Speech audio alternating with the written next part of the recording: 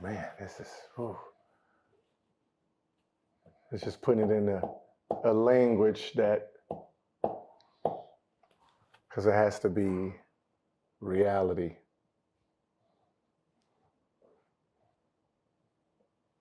Okay, ask it again. All right, for sure. All right, now, Gil, if you could give Ja one piece of advice, and I want you to look into your camera. If you could give Ja one piece of advice, what would that be? At 23, you really are not really listening to anybody at the time because we feel invincible. So I want to let them know that you're not invincible, right? We're not. This is just the beginning, and everyone that comes into contact with you, you're not going to be able to trust because you don't know if they're trying to trip you up some more. You don't know if they're going to be genuine. So now this is really a eye opener to see what the world is really like. Your life has actually changed, and you don't even know. When it comes to tiers, you were a one-tier player. You're supposed to be the future. And then this is just real reality, because no one's going to tell you this. You are number one. You, Luka, Tatum, all that. They have now bumped you to tier 2, tier 3. No matter what you go out there and do, moving forward for at least the next 3 years, you're going to be behind those players because of the image. You're going to have to really sit back and re-image yourself. Unfortunately, it's just one of those things where you want to be mindful, but you still have to be a little real. If you don't get voted in the All-Star game, those coaches are gonna look the other way. I mean, a lot of things are gonna happen no matter how good you play. So, it's one of these things where for the next 3 years, you're really gonna have to duck your head and just play basketball, still keep your same personality, and not get in trouble for you to get back to who you were 3 weeks ago or 2 weeks ago before any of this started. So, I just want to tell you that, it's going to be a tough one, especially mentally, just watching how everything unfolds around you. But just understand at the end of this dark tunnel, there will be light. And, the Kobe's, me now have came out of it, just stay strong, keep working, and then, let your game play for itself. Right now, this is when you really just shut the world out and just play basketball and, just try to be mindful of the things you say, the things you do. But it's going to be, you're going to have to, work on your image again for you to be put back in that top 3, because no matter what anyone tells you, you are now in top 2, top 3. You're going to be the Trae Young, you're going to be averaging 28 and 10, and they're going to somehow leave you off the All-Star game. All that's about to happen, unfortunately. But, just mentally be prepared for it and, just keep going.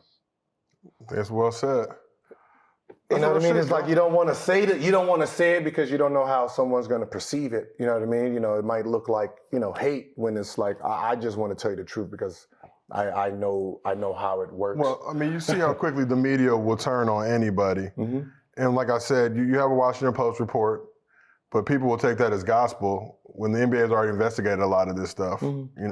So if they've done their investigation, but they'll look at this report as if it's not alleged that this is what actually happened, because there's no video right now to support either side. The media is gonna. You gotta remember, the media is gonna beat you up before there's even any facts. They're gonna find you guilty before the NBA even does anything. So, it's one of those things. Is be careful of the words you say when you do have to talk to media.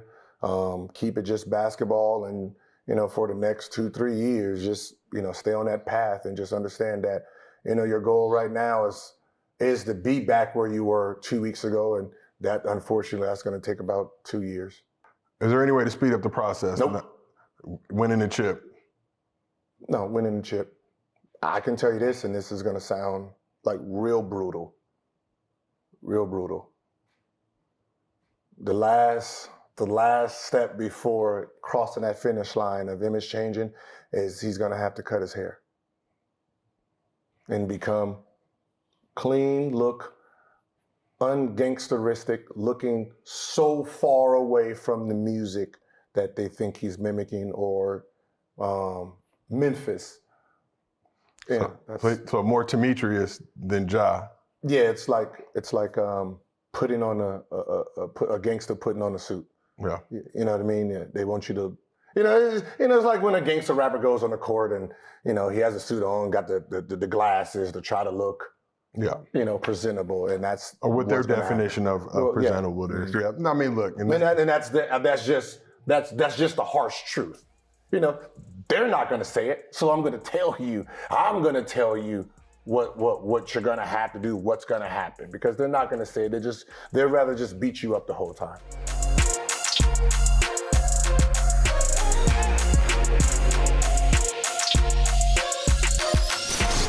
Oh, I got some advice. Here we go.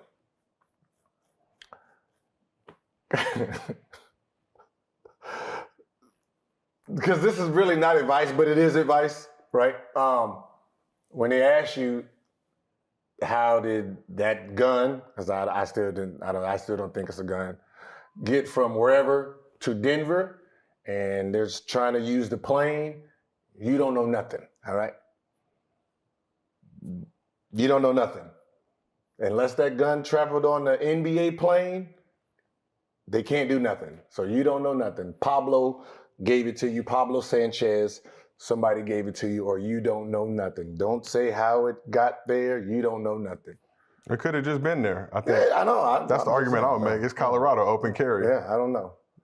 What gun? We're a nation that loves, we love blickies, we love guns, we love burners, whatever you want to call them. So I guess what you're trying to say is don't get more information than you have to. No, because the only way the NBA can suspend them is if they can connect that the gun traveled on their property. Then they can try to step in. Other than that, Grizzlies 2-game suspension for his behaviors, that's all that can actually happen. The only way the NBA can step in is if they can prove that it went through the NBA plane. Okay. So you don't know nothing.